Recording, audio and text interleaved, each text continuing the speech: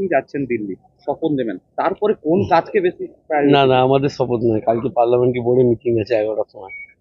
দিল্লি থেকে ঘুরে এসে কোন কাজকে প্রায়োরিটি বেশি দেবেন? আজকে দিল্লি যেতে চান, মোদিজিকে প্রধানমন্ত্রী করতে হবে আমাদেরকে, দেশ রায় দিয়েছে, ঘুরে আসি, তারপরে নিশ্চিতভাবে কাশির উন্নয়নটাই তো আমাদের অগ্রাধিকার। এই যে ভোটের ফলাফল, এটা নিয়ে কি বলবেন?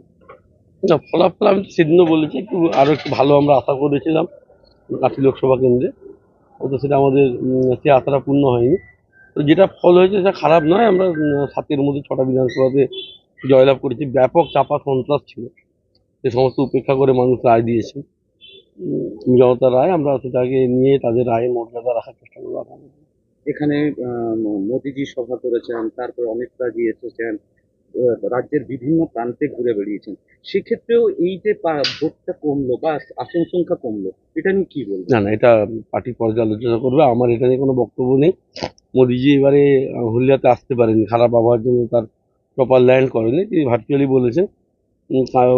আমাদের পূর্ব মেদিনীপুর জেলা দুটি আসনই আমরা মোদিজিকে উপহার দিতে পেরেছি, এটা আমাদের কাছে অত্যন্ত আনন্দের এবং গর্বের বিষয়। যে দিল্লি তো আজকে পৌঁছাচ্ছেন, তো মূলত কি কি কাজ থাকছে না, সেখানে? আগে তো কালকের কাজ, কালকে পার্লামেন্টারি বোর্ডে মিটিং আছে 11টার সময়। মূলত কি কি থাকবেন সেখানে আবার? আমাদের মানে প্রধানমন্ত্রী তো থাকবেন, ও সমস্ত আমাদের শীর্ষ নেতৃত্বরা থাকবে সেখানে। মানে রাজ্য জুড়ে যেভাবে তৃণমূল ভালো ফল করেছে, সেখানে দেখা গেল তাদের সেই বিজয়রথ পূর্ব মেদিনীপুরে অধিকারী গড়ে এসে কার্যত ধাক্কা খেলে।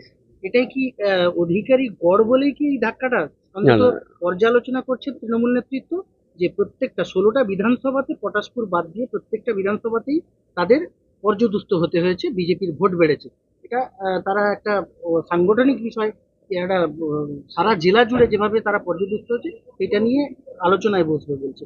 এটা নিয়ে কি বলবেন? না, তারা কি করবেন তাদের সাংগঠনিক ব্যাপার, তারা সেটা নিয়ে আমার কোনো মন্তব্য করার বিষয় নেই। আর অধিকারী গড় এরকম কোনো পারিবারিক বিষয় এটা নয়।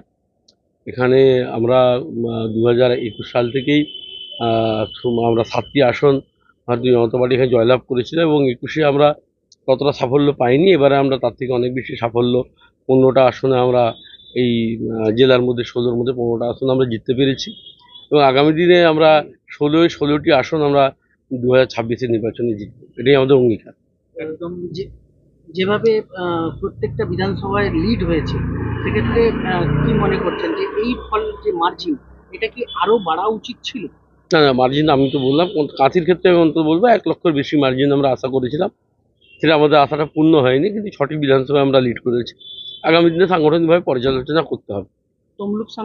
তমলুক লোকসভার সিপিআইএম প্রার্থী সায়ন ব্যানার্জি, তিনি কাউন্টিং এর দিনই একটা কাউন্টিং হল থেকে বেরিয়ে একটা অভিযোগ করলেন যে পূর্ব মেদিনীপুরে তৃণমূলের ফল খারাপ হওয়ার পিছনে অধিকারীদের কাছ থেকে টাকা নিয়েছে তৃণমূল কর্মীরা বা নেতৃত্বরা। তো বাজে কথা, যারা শূন্য থেকে মহাশূন্যের দিকে এগিয়ে চলেছে তাদের কথার কোনো গুরুত্ব নেই, ভোট কাটুয়া পার্টিতে পরিণত হয়েছে, তাদের কোনো রেলেভেন্স নেই, তাদের কথারও কোনো গুরুত্ব নেই। বলছি দিল্লি যাচ্ছেন তো, যে সেখানকার যে রীতি রেওয়াজ রয়েছে, সেগুলো কি খানিকটা শিশির বাবু বাবা অর্থাৎ দিব্যেন্দু বাবুর কাছ থেকে কিছুটা কি ঝালিয়ে নিলেন? না না, সেরকম বিষয় নেই। আমি আগে যাই, প্রথমবার সাংসদ হিসাবে তো যাওয়ার সুযোগ হয়েছে, দলীয় যারা নেতৃত্বরা আছেন তাদের কাছ থেকে নিশ্চিতভাবে জেনে নেব। বাবার পরামর্শ, দাদার পরামর্শ তো অবশ্যই আছে।